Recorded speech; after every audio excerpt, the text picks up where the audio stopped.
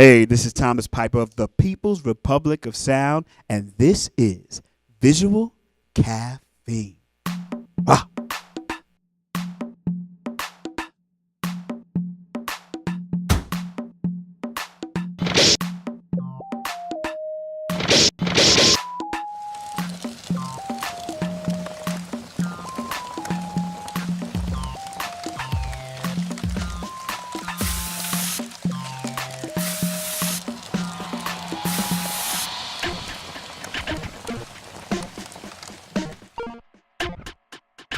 Peace, what's up, y'all? Another episode. Visual Caffeine, crisp and clean. You know what I'm saying? My name is JR, John Robinson. We're here. We got another episode. We have an esteemed guest. This brother I've seen scouring the New York beat scene, the New York music scene. You see him in spaces and places. A lot of times he's creating right on the spot. And we'll get into more about what that means later. But welcome to the show, Thomas Piper. Thank you for having me. Word up, man. Singer, songwriter, producer, native creative. You know, you got the camera skills going on. When did your music journey begin? Whoa. I've been playing piano and singing. Oh man, I started piano playing 3 years old actually. That's what my mom said. Wow. So so it's been a long time, a long journey. Started doing that. Added always was into technology. No doubt. Then took a little drum lessons. Then started singing in Word. school and in church, and then from there on. What's some of the first gear you got? Oh shoot. My first real gear was a Yamaha DX100. Nice. Yeah. Nice. Yeah, I saw a commercial. I was like, I want that. That's what's up. Yeah. So you feel like that's the piece you got that kind of just started like you producing tracks or making music? Seriously was the Akai S950. Okay. Dope. That was mine. Nice. I love that piece. So what were you triggering the 950 with? Like what were you using the... I actually had a computer. I had a Mac. Dope. Back in the day. Nice. And then I had a keyboard. Okay. So I would trigger with the keyboard by using at that point. That's what's up. So let's fast forward to today. What are some of your weapons of choice? Ableton Push. No doubt. When I'm making records though, like out and like in the studio, a lot of the sounds are analog. So it's like Moogs. I got the new Moogs, the Sub 37, the modular one, the Mother, and a Prophet. No doubt. 08, and some analog drum stuff. That's what's up. And just Ableton, tons of plugins. And no and doubt. some Rolly stuff too, the Rolly blocks, the Rolly keyboard, and that's how I rock. Teched it out. Yeah, teched it out. Teched out.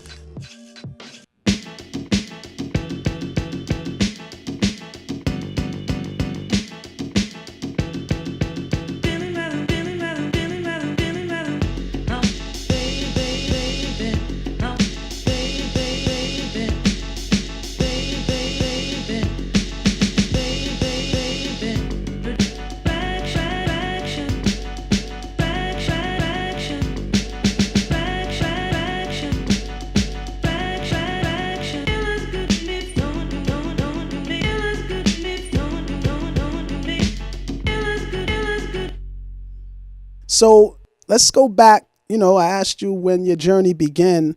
Did you start out with just the music part, or with vocals a part of it from the beginning? My first situation professionally was I had a demo deal with G Street Island. I remember G Street. And Yeah. I was actually rapping and singing. Dope. Yeah. And then that didn't work out. And then I did a series of things that just were out of my control. So I produced on Soul Records, Son of Berserk's second record that never came out. Nice. And then from there on, publishing deal, blah, blah, blah, blah, blah. Word. But so it was always, singing or rapping and producing. Dope. So did that G Street record come out? No, it never came out. Word. It's in the vault somewhere. Dope. I don't even know where it is. Was it under Thomas Piper? Or It was a different under name? Tic Tac, believe it or not. Wow. Yeah, Dope. yeah, See, yeah. we taking them back. Taking we it taking back. them back. Don't quote me. So in terms of, you were coming up in Brooklyn, like, Well, at that point, I was living in Long Island. I was born in Brooklyn. Okay. And in second grade, moved to Long Island. Got it. And then was in Long Island. So that's how I know Hank Shockley and Nice. that crew. Got And it. then later on, I moved back. So Like, as would an you adult. consider, Hank Shop and that crew the peeps that inspired you to get your music going, or who was inspiring you back then? Well, my first concert was Prince. Nice. So that's when I got the guitar. So Prince is my like main inspiration. Wow. But then production, well, people that I knew definitely was Hank and all them, because I never to get to see it. I used to go to 510 over there. That's where they used to work out of, and I would see them walking around making the records. So that was part of the inspiration there. And but musically, yeah, it was definitely Prince. And then on the hip hop side, it was Public Enemy. That's what made me want to sample too. Marley Marlin and Public. I heard Marley Marlin on the radio. Like I thought they were playing the records. Yeah, man. And then he was like, "Yo, I put it in the machine." I was like, "What?" Exactly. And I was like, and then I had to go figure out what was going on here. And then I got it. And by that point, I knew, okay, I finally coaxed my parents to get me a Roland S10 sampler. Nice. And I ran and bought James Brown from a record store in Hempstead called Disc and Dat. That's what's up. Yeah. So what would you consider some of your favorite places you've performed? Well, I just performed the Soul in the Horn yesterday. It's the Soul in the Horn. As of that was rocking. I love San Francisco. Dope. So we've done a couple of So Far shows out there. Nice. And that was good. That was one of my favorite joints. And Art Basel too.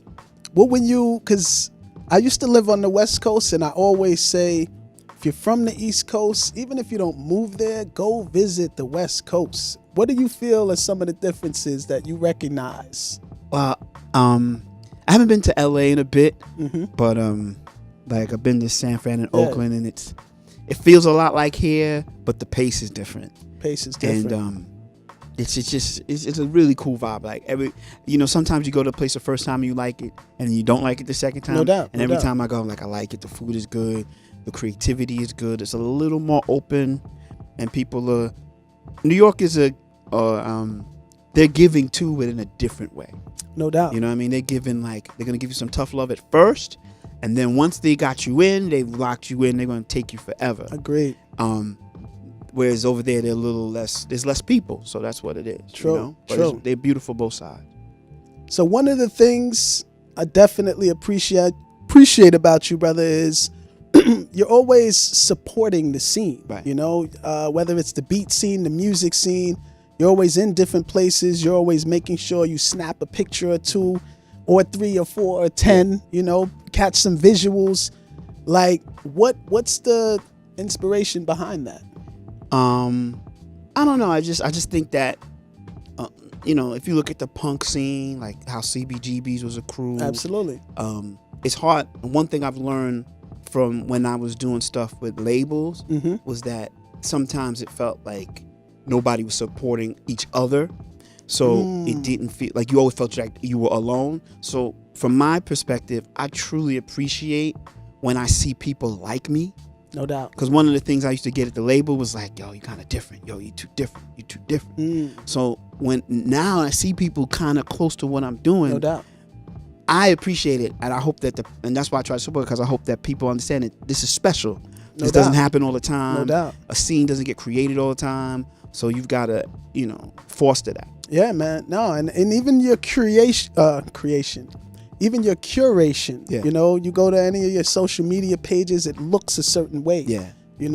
I'm kind of snobby about that. I don't follow you if you got a bunch of dark pictures and dark videos without the cover looking right. I appreciate that about you. Let's talk about beat design, because that's something you've been doing consistently. Yes. What number are you on now? Ooh, I'm on 112. Exactly. 112 episodes, beat design. Let's talk about it. It came across a couple of conversations with different people about different things. One was with Hank Shockley again, who was kind of like, yo, man, YouTube's like a channel. And he just said it. Sometimes people just say stuff, and they throw it out. And he's great at that, where he'll just say stuff. Absolutely. And I was like, word. If I had a channel, what would I do with my channel? I just make beats all day, and so beat design is kind of like this improv thing where I just go and I make a beat, and then I'll sing over it. No doubt. and then just stop. And so that's how it came about. It was real, like a couple of other people would say little pieces of things. I was like, I'm gonna do that. Plus I had the camera equipment because I was already shooting stuff. No doubt. And I said, let's just do it and see how frequently I can do it. Sometimes I can't do it frequently, but I try to do it almost every week or every other week. I'm a little behind this time because I've been doing shows. So I've been posting the shows, but at least you get to see my world. And then sometimes if I'm lucky and I've got time, what I do when I go to other events, like Pushing Buttons, like Beat House, In Plain Sight, Warper Party too, I'll take video and hopefully I'll try to incorporate that so that people get to see the scene a little bit who are watching me. No doubt. So talking about the different crews, we were talking off camera a bit, mentioning Beat House, In Plain Sight, Pushing Buttons Collective, the Warper Party, and basically all these hubs that are forming in New York City right now, real time. What do you feel like are some of the things that should happen to assure that this keeps growing in a positive direction? Definitely more collective events.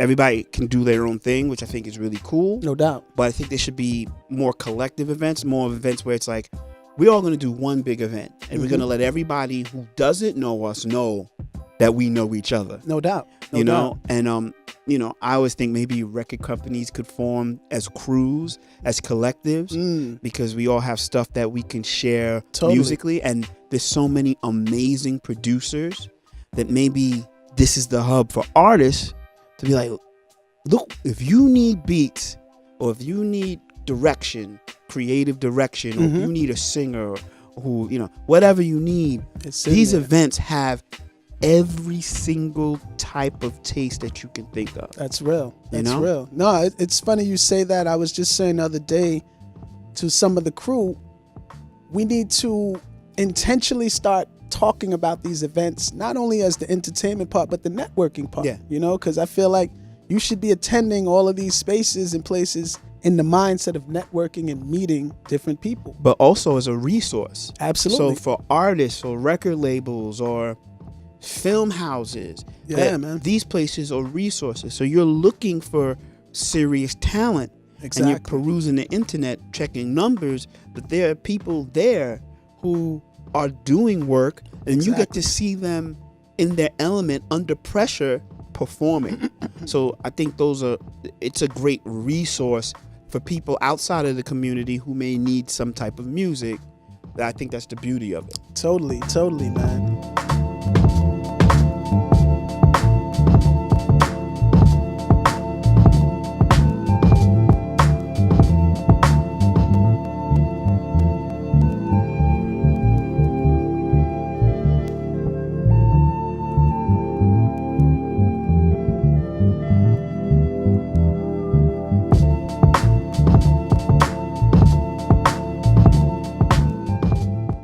So I meet a lot of different artists, a lot of different creatives, and one thing I noticed is everyone I meet has these secret talents. Right. I know you for, of course, the music, singing, songwriting, producing, of course, the visuals, and that aspect you bring. Do you have any secret talents that we don't know about?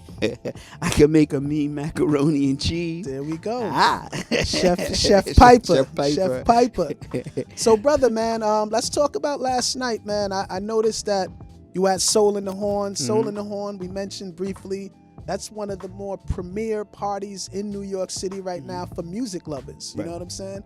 Talk to the people a little bit about what it was like last night, what the vibe was like, what you enjoyed about it. Well, I rocked. I did 2 new songs. One I might do today.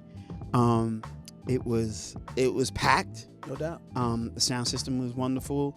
D. Prosper, Natasha, they throw a wonderful event with wonderful people. There are people in town for the Grammys, Bilal, and there's a lot of great, wonderful musicians. Crazy, I met so many musicians I can't even think of all their names, and they're all great. Great trumpet players, drummers, and it just was when Red Alert spun, so it had the classic vibe, and he was in rare form. Nice. It was a good snapshot of what New York is, what it was, and what it can be. So it was popping. I love it. Yeah. Talk to the people about where they could find you online. I am Thomas Piper at thepeoplesrepublicofsound.com, On Instagram, I'm Thomas Piper1.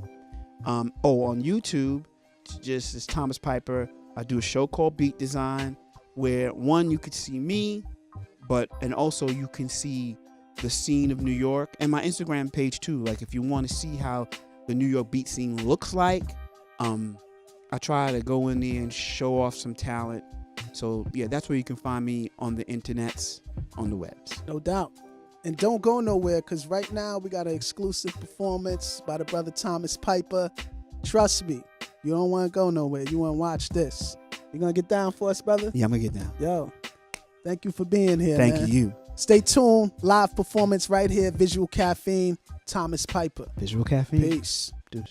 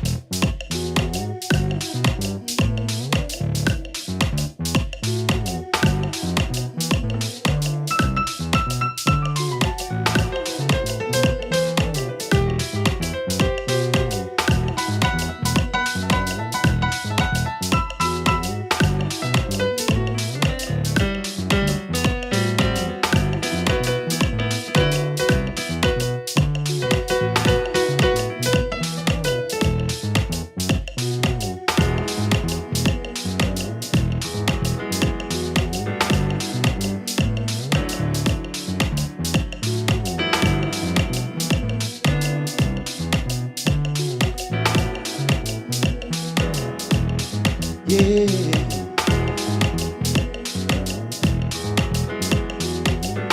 All right. Hey.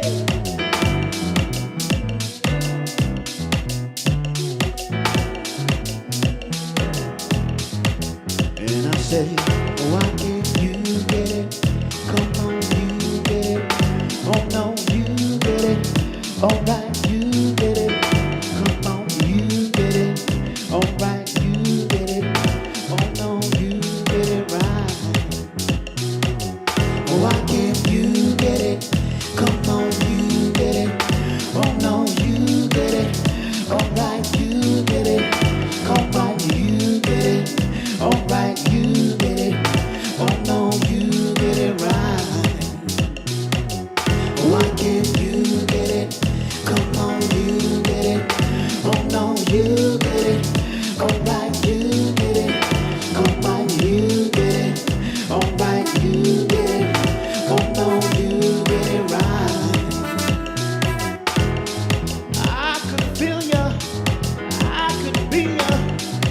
Maybe we could get it right. Maybe we could be together all through the night.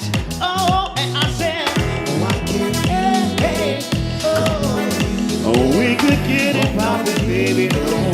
Oh, we could get it, yeah, get it.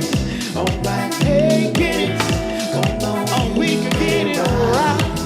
Oh, I've been all over the world, baby. I've seen it spinning, I've seen it fly. Oh, we could get it, nothing stop us, just you and I. Oh, can you feel it, comprehend it? Can you get it in your mind? I can know it, can you dig it? Ask why. Oh, and I said, why can't you get it, baby? We could get it poppin', baby. No. Oh, we could get it. Hey, get it. All right. Get it. Oh, no, we could get it right. Oh, and I said, yeah. Oh, we could get it poppin', baby. No. Oh, we could get it. Yeah, get it. Oh, no. Hey. Oh, we could get it. We could get it, people. Ain't no. Say, hey. Oh, we could get it. Right. Say no. Oh, no. Say no. Hey. Oh, no. Hey. Oh, we could get it. And I said, hey. Right. And I said,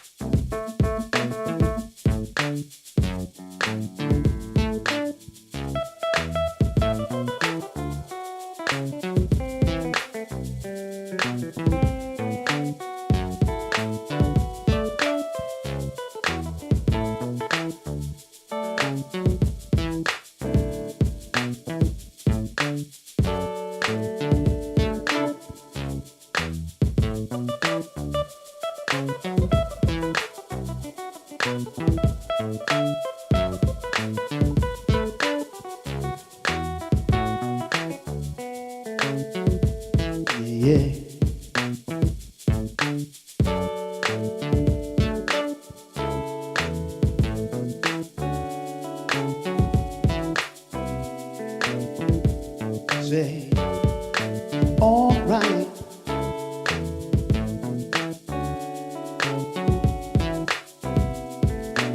Say, drop top sunroof or a long ride, just you. The sun was shining, the day long gone, never coming back to you. The time that once was with friends and fam, good food and love, sunny day come back again.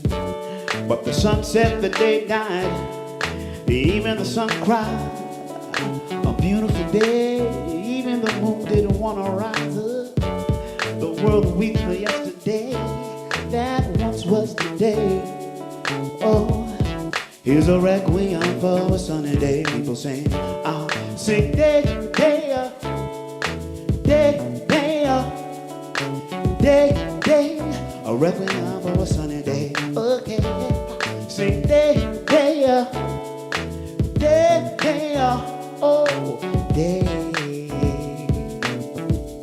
Say, blue sky, cool breeze, wind blowing from the trees. A beautiful day where anything could be reality. Yeah, possibilities unlimited. Dreams of being famous. Dreams of what life could be before we got plugged out the matrix. Oh, but the sun set, the day died. Even the sun cried. A beautiful day. Even the moon didn't want to rise up. The world weak for yesterday. That once was today. Yeah. Here's a requiem for a sunny day. And I say, hey, sing day, day, day, day, day, day. Requiem for a sunny day. Okay. Sing day, day, day, day. Oh, I think I'm gonna play.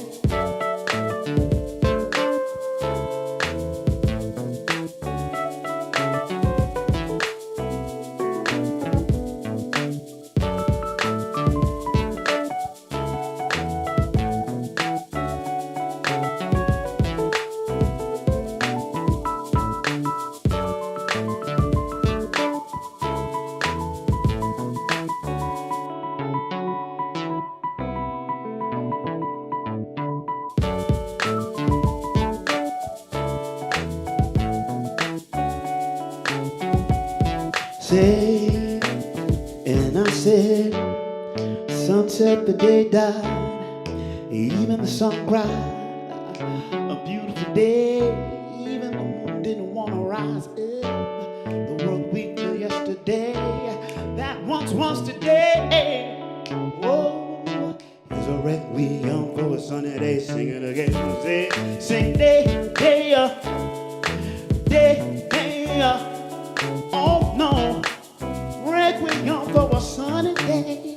Hey, sing day, day, sing day, day, day.